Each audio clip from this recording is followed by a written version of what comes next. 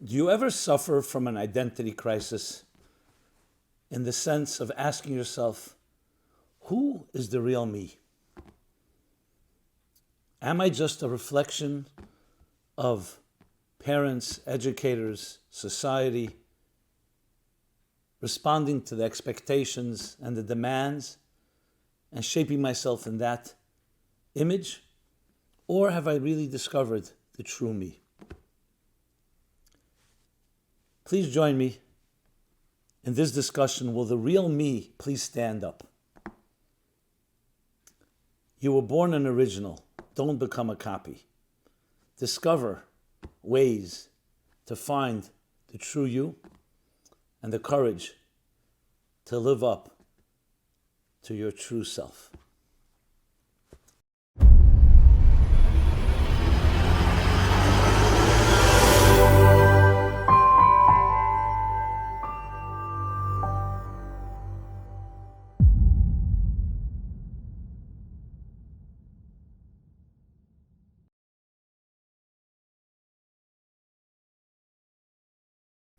Hi, this is Simon Jacobson, and we will be speaking about, will the real me please stand up?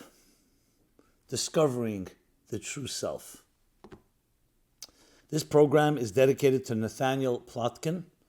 Thank you for your friendship. Do you ever suffer from an identity crisis where you ask yourself, who is the real me? Am I just playing out a script that was written for me, responding to the demands, expectations, attitudes that were ingrained in me when I was a young child, in those impressionable years by parents, educators, friends, society, peers? Because when you think about it, by the time we're adults and old enough to consider the question, what does my independent voice say? What does my individuality dictate? By that time, you've already been shaped in so many ways. We have attitudes that become so ingrained in us, like second nature, that it's very difficult to say, one second, who's the real me versus the me that's been shaped by others? And especially if it was imposed out of fear, judgment, critique, that we sometimes don't even have the strength and the courage to discover our own voice. I've met too many individuals. I'm recalling now one particular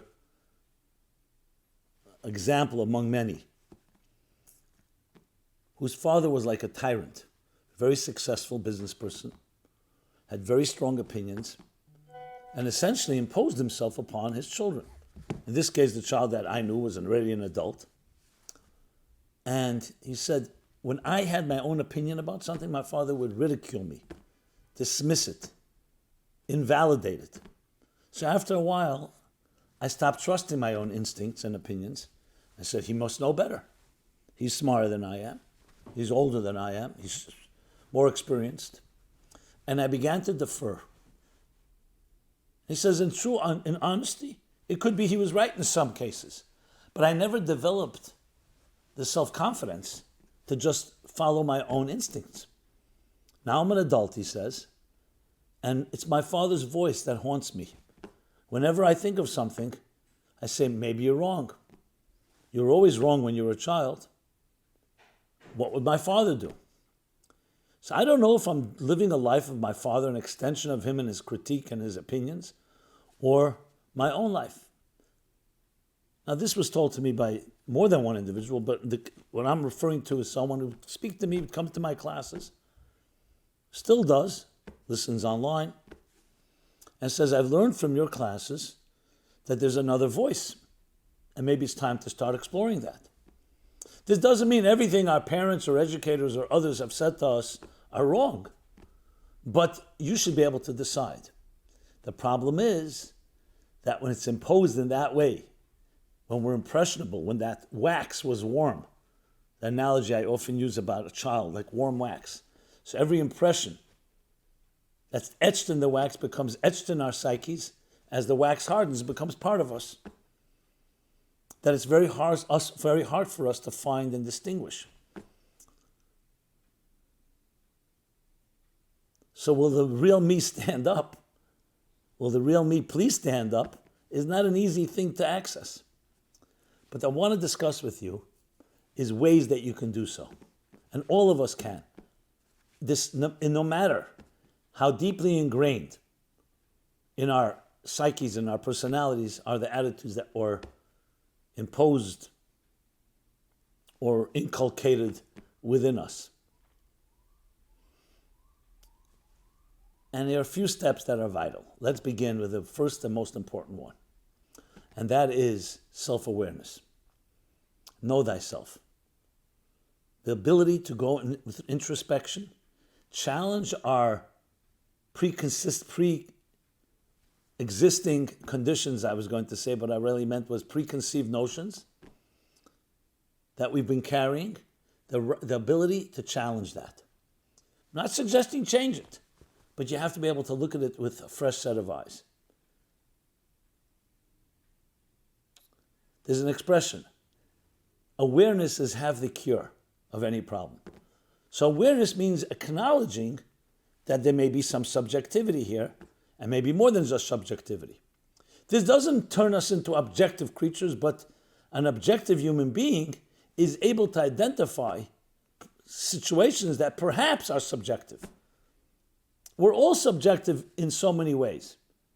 As I said, we grew up with certain standards, with values, and certain education, the community we grew up in, the expectations.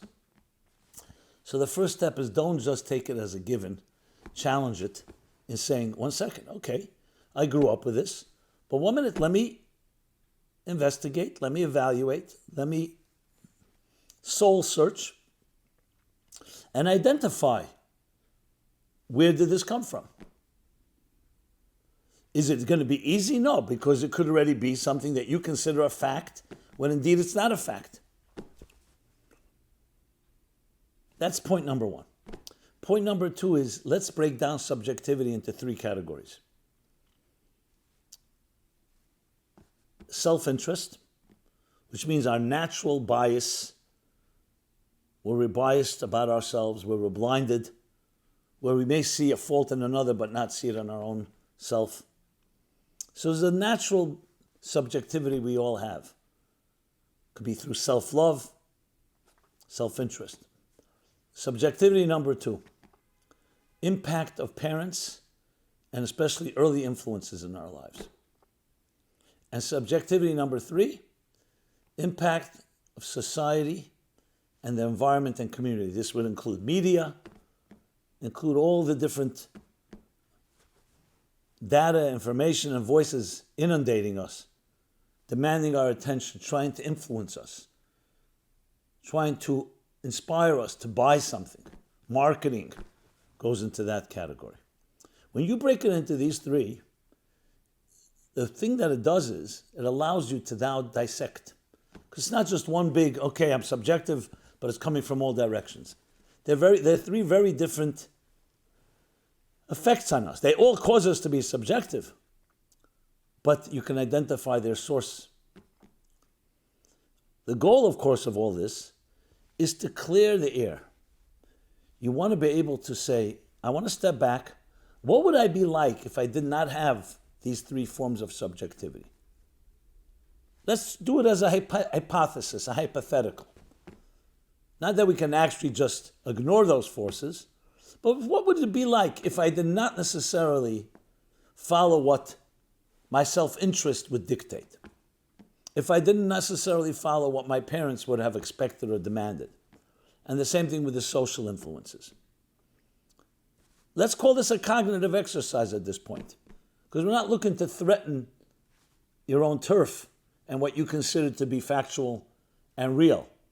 But at least your mind is able to explore. You can imagine another possibility. Why is that so vital? Because it's the first step toward freeing yourself from the influences that are immediately affecting you right now. I remember when my son came home from school many years ago. He was a little boy, and he was so excited. And I remember as a father, I asked him, why are you so excited? He says, I heard something very nice today. What was it? You were born an original, don't become a copy. And I immediately smiled, and I said, yeah, that's beautiful. Years have passed. My son is now a father of his own. So a while back, I asked him, I said, remember you told me that? He didn't even remember, but I remember. So what happened with you? Are you an original or a copy?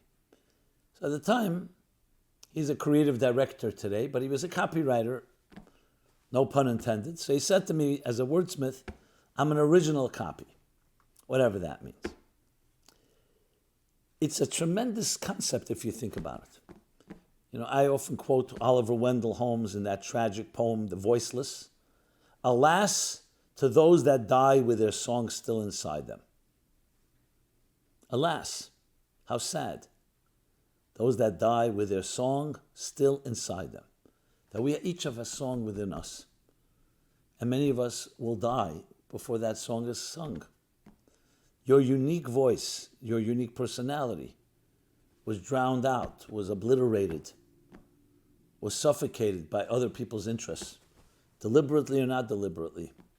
Very often the most insecure people are the ones that try to impose themselves upon us. Secure people let you be. When a flower is growing in the garden, those secure around us will let the flower blossom, spread its wings. If someone's trying to control, there's usually a reason. But it has that deep impact on many of us, and we don't even recognize that we have that unique song. That's why this is so vital, that the real you rise. It's critical, actually, because it'll determine every part of your life in every possible way. That's what it comes down to.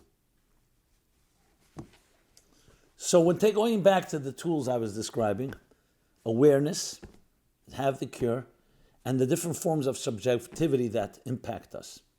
Because they have such strong impact, that's why calling it a cognitive life raft, if you wish, it's an exercise to see yourself a part of the influence that have impacted you.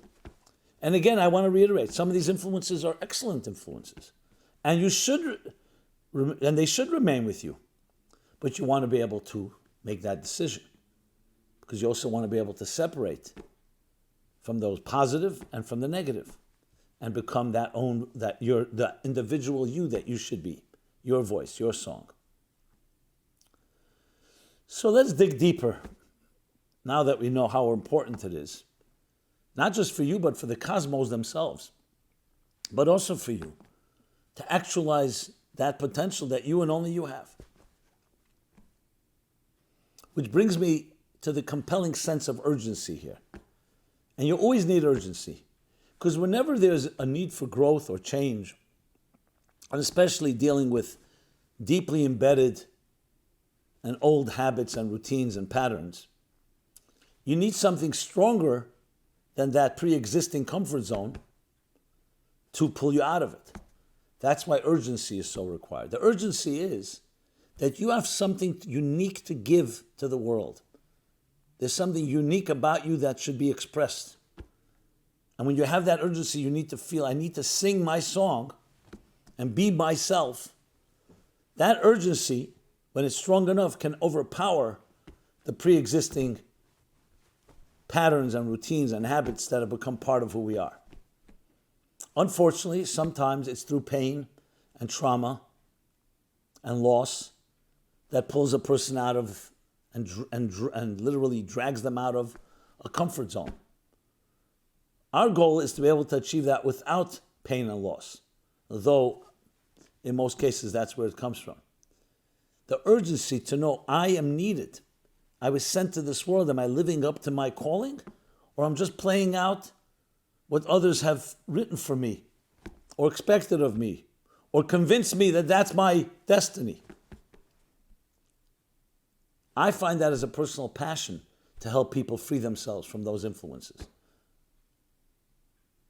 And then use the positive elements of those influences to grow and thrive. That's why the urgency is so much there. It's like, this is the mission of your soul. This is the mission of your life. And you only have one life to live it. You don't want to find out that you just became a copy when you should have been an original. So now, the how. The how. Introducing yourself to new friends and to new ideas is vital.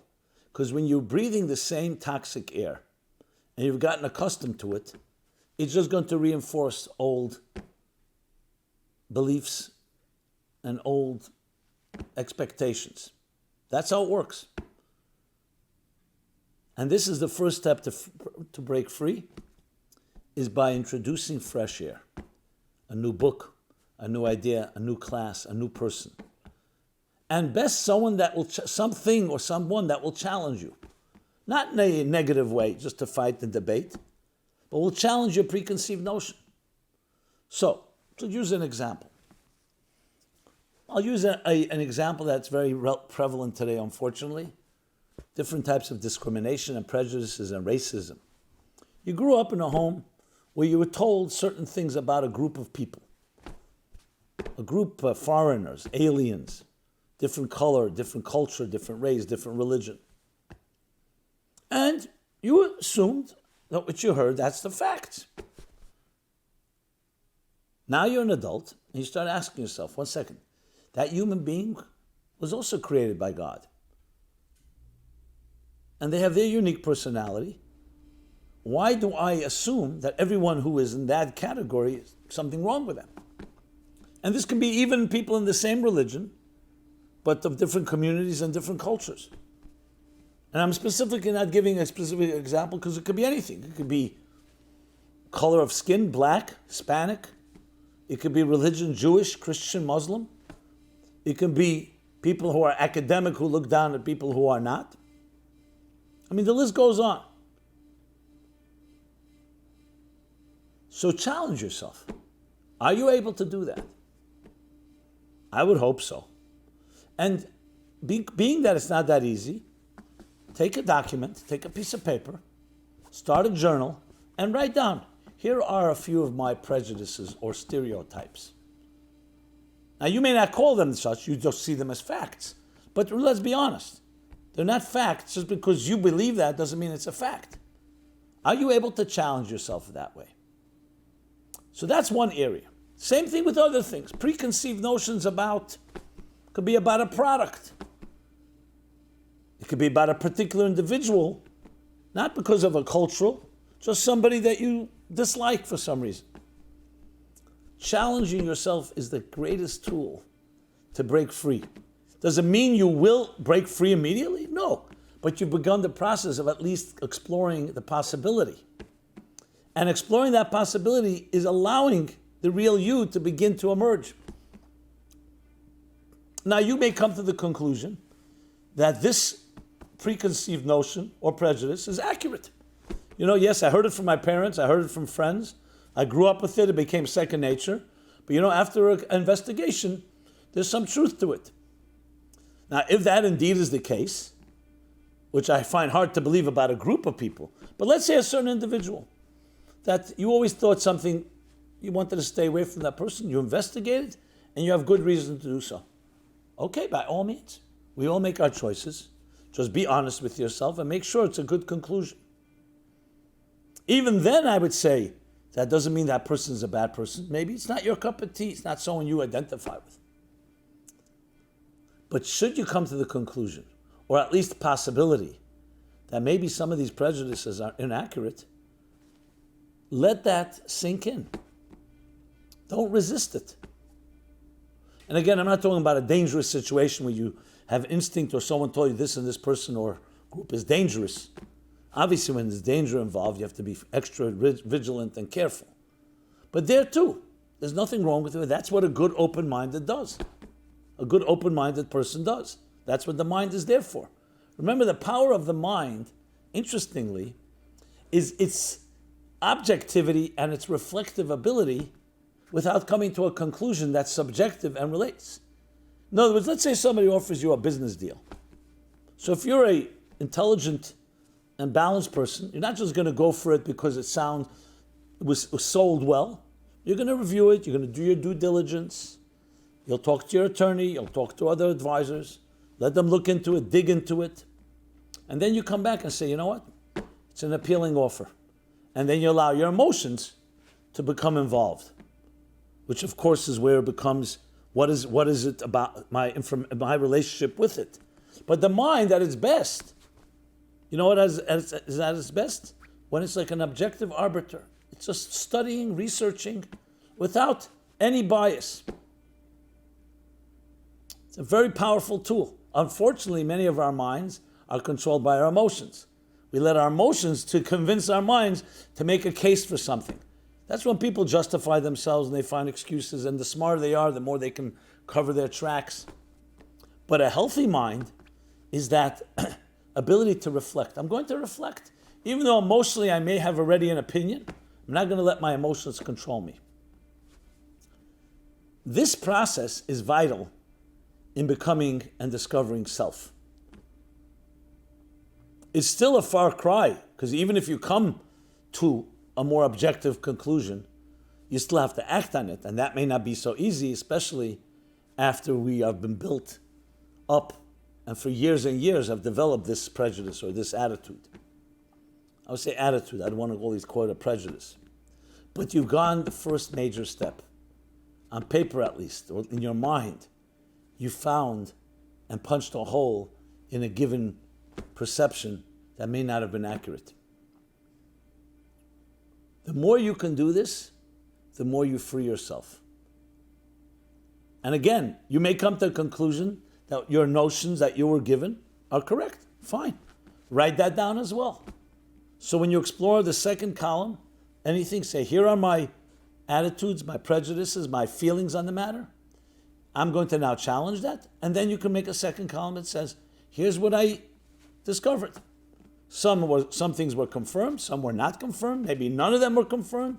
Maybe all of them were confirmed. The journal is in order to document it so it becomes tangible and real and concrete. But the goal is that this should become standard practice. So whenever you approach anything that happens, you don't just retreat to your knee-jerk, inertia-based reaction based on past perspectives, but you're beginning to train yourself to look at everything with a fresh set of eyes. So the awareness itself, just the mere fact that you're ready to explore another approach and actually explore it, that alone frees you to some extent. I say some extent because it's a journey, it's a process. Try it out. Try it out about people, try it about events, about experiences, about historical things, different facts that you consider to be factual. You're a Democrat? Begin with your political persuasions. You're a Republican? The same. Challenge the assumptions you have. You'll become a greater person. Because if indeed they stand up, so then you can be more confident. You know it wasn't something you were just fed or conformed to. If they don't stand up, you'll become a wiser person. Is it easy? No, it's not always easy, especially when things get close to home. The things we are very strongly emotionally connected to. That's when it gets very difficult. Because who wants to go and challenge a place? It may even be painful to do that. Because let's say you discover that something your father or mother told you is not exactly accurate. You may say, you know what, I love them. I don't want to go there. So I'm not suggesting you have to go fight with your parents. You need to just discover yourself. You can disagree with someone and still love them. You can disagree with them. It doesn't have to become a debate. Yeah, obviously, if they did something that was hurtful and there's a need for reconciliation, there's a need for accountability. So case by case, one has to explore that. But that's not the objective of our discussion here. The point is for you to become an independent individual. I can't tell you, how many times have I heard someone say to me, I don't know whether this is the job that I'm doing is really what was meant for me. I've heard this from doctors and from lawyers and from accountants and from computer programmers and from PhD professors. So I've never done a thorough scientific research on it, but are most people happy with their jobs? I think the statistics show most people are not happy. But there's two categories. Some are not happy but have learned to become happy. You're getting your paycheck. There's a certain comfort, security. And you know what? You're resilient. I didn't love my job in the beginning. I've gone and learned to love it. Are you deluding yourself or not? That is also categories. Some are and some are not. Some have learned to adjust. Some people have not, and they continue to dislike what they do. But they have no choice. The minority will tell you, this is my labor of love. This is what I always wanted to be. This reflects my soul. But most, as I've often pointed out, you ask them, who are you? They give you their business card. People give me their business card and I say, this is who you are. This is what you do. Some look at me confused. Others will say, with a sigh, I've been doing this for so long. What I do has become who I am. You hear that? Who you are should define what you do. The ship doesn't tell the captain where to go. The captain should tell the ship where to go. But sometimes our actions and our behaviors and our routines define who we are. Is it easy to change that? No, because it's becomes your comfort zone. Comfort zones are very powerful, even if they're not healthy, even if they're not right. Don't underestimate the inertia I mentioned, the power of a status quo.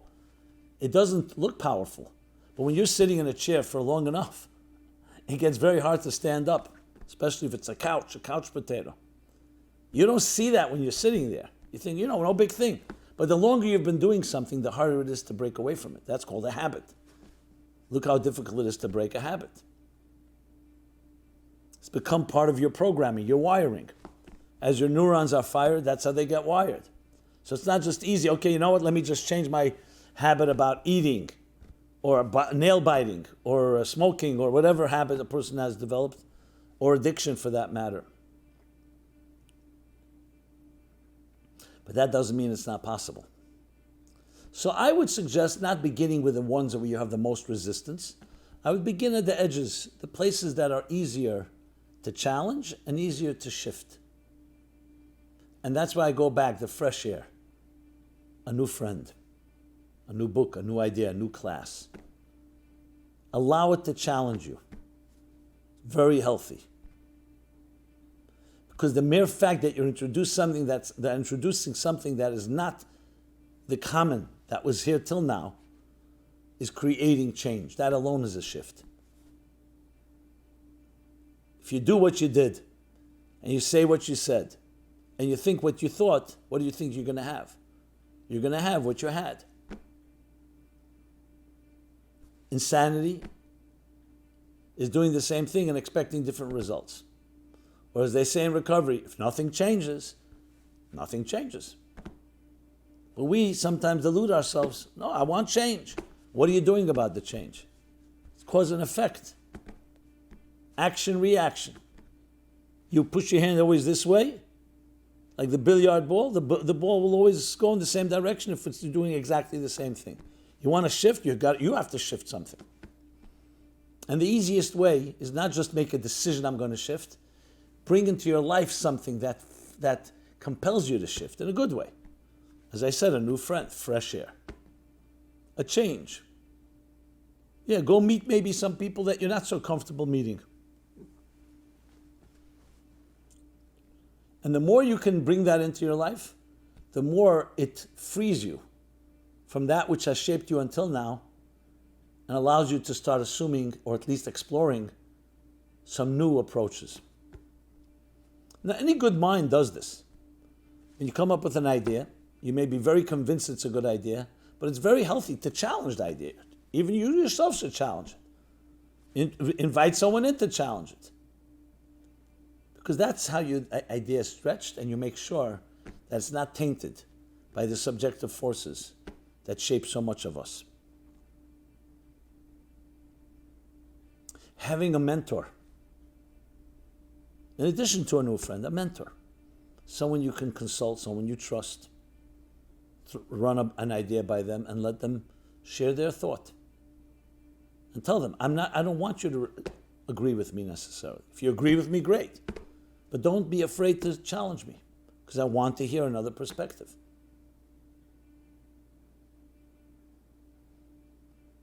And there's so many other ways, but the key, it always begins with you. Nobody can do this for you. You need to have, again, that sense of urgency to push yourself to do this, because you're going to be facing a lot of resistance. Not from the outside, from within, from all those voices and all those influences that have impacted you from the beginning of time, the beginning of your life. But what you discover, you'll discover the real you. Because the more you separate yourself from the subjective forces, the more the essence of who you are begins to emerge. And that also can be frightening, because you're not used to this person. People, especially who've been in recovery, who've been through loss, like I mentioned, and pain, and when they discover a part of themselves they did not know, because the comfort zones were stripped, their security blankets were ripped away, so they had to dig deeper, or they had to come up with some new approaches. It's not always that easy. You say, you know what, it's a part of me I never knew. It sounds romantic and exciting, and the truth is, it is. But because we're used to certain toxic air, or we're used to our routines and habits, this new self sometimes can be very frightening, because you're not used to it. And yes, people will gravitate to something that is unhealthy, but they're accustomed to, than something that's healthy that they're not accustomed to. But that's all part of the process. And that's why having support and others is so vital, because they can help reinforce, encourage, be a sounding board. Don't isolate yourself, because on our own, as much as we are unique and independent, but on our own we could also be weak. It's important to have support. It's important to have reinforcement. We have validation. Love. We are people that need love. We need care. That's why those that love us and have opinions have such an impact on us, because it's coming from a person who's supposed to love us, and maybe indeed do love us. But not everything they say is necessarily complete truth. So we need love, and we need that validation. Not talking about just breaking away from everybody, but try to find it and seek out those that allow also for your independence, that the love doesn't come at the expense of you having to annihilate your individuality and your uniqueness. I love the analogy always of the symphony, of many different instruments and musicians and many different notes, each playing their unique song, their unique part of a larger symphony. The beauty of it is that on one hand, it's as diverse as it gets. On the other hand, there's a harmony within that diversity. That balance, to be individual and know that you're needed, but at the same time know that you need others, not out of weakness, out of strength. And the synergy makes everybody stronger. The individual gets stronger through the whole, and the whole gets stronger through the individual. That's the formula. And we see it in a healthy human body, and we see it in nature, and we see it in music. Nature, look at nature. There's so many different species. Look at the human body. It's 35 to 75 trillion cells. Systems, so different. But in the healthy human being, they all complement each other. And not because one is weaker or this. For example, you take a piece of food into your mouth and the windpipe closes in order for you to be able to, the food go down the food pipe, it's not compromising the windpipe. At that moment, the windpipe should be closed. And it's healthy for the windpipe to be closed. And the same vice versa, that when you're breathing, it should go through the windpipe and not the food pipe. And the same in the entire body. When a valve closes or opens, it's not a compromise of the valve. That's what makes it work so well. Everything in its place and everything working in a coordinated effort, creating a synchronicity, a synergy that's greater than the sum of the parts, and there's a harmony among it all. Now, all this works well in nature, in music, the human body. The challenge is us individuals. Can we live that way? Can we respect each other for the fundamental uniqueness that each of us has, while also understanding that we complement each other? And we need that cross-pollination. I need you, you need me. Not a need out of weakness, a need out of strength. And we all understand that. That obviously is the dream. If you could have a world of 8 billion people all appreciating that, similar to how musical instruments or the music in a symphony where there's a harmony, what kind of world would that be? And it's completely doable, because if 2 people can do it, 4 people can do it. And if 4 people can do it, 4,000 people can do it. And 40,000 and 40 million and 400 million. And the numbers go on. So you're discovering yourself.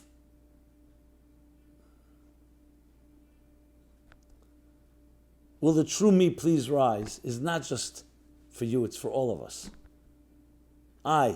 We need you to be you. The Kotzker Rebbe, Rabbi Menachem Mendel of Kotzk, said this phrase, which can be applied in so many situations, but especially in our discussion. If I am I, because you are you, and you are you because I am I, then you are not and I am not. But if I am I because I am I, and you are you because you are you, I am and you are. Simply put, beyond the poetry, if my existence and my identity and my value is a result of you, which means that's not self-generated, it's reacting to you, and you're the one that's identifying, and you are defined by me, I will not really be me, and you will really not be you. We'll just be the blind leading the blind. But if I am I because I am I, I've discovered my inner self, my unique identity, and you are you because you are you, then together we can come together. And it's true love. 2 circles, each independent but coming together. Whereas in the version where each one never found itself, and they're defined initially by the other, then they don't really have identities. This is the beauty of love. This is the secret of relationships, healthy ones, sustainable ones, and it's the secret of discovering yourself, which of course is the punchline and the bottom line. You are unique. You're an original. Don't become a copy. And if you have become a copy, rediscover and revisit and find that original you that's always there, under the surface, may need some work, but it's there. And be around people who respect that, who are not expecting you to conform to them. And they're not just there for you to serve their needs, where you become an extension of them and just another prop in their life. They respect you for who you are. Your song. Sing your song. Sing your many songs. Nothing greater for you, for me, for everyone. So may the real you rise and shine and illuminate and warm your environment, everyone and everything around you. And that itself will elicit the uniqueness of those in your circle and beyond. And this is what we are committed to. And hence the Meaningful Life Center. Meaningful life. Meaning of your life. The significance. Birth is God saying you matter. So if this is the first time we're meeting, I welcome you and I cherish your unique soul and spirit and your unique journey and its own trajectory for all its twists and turns, for all its twists and turns. And I would love to be able to interact in that fashion. So please, share your thoughts. Share with others. Let's cross-pollinate. Let's synergize. MeaningfulLife.com is our website where you can find this program and many others in the same spirit, covering all kinds of topics and ideas. But this is especially vital today, when there's so much polarization and all kinds of voices and trying to inundate us and influence us. Be you. It's the greatest thing that's possible for you and for the rest of the world. Thank you so much, and check us out at meaningfullife.com and stay in touch. Be well and be healthy. God bless you. This program is brought to you by the Meaningful Life Center. Please help us continue our programs. Make even a small contribution at meaningfullife.com/donate.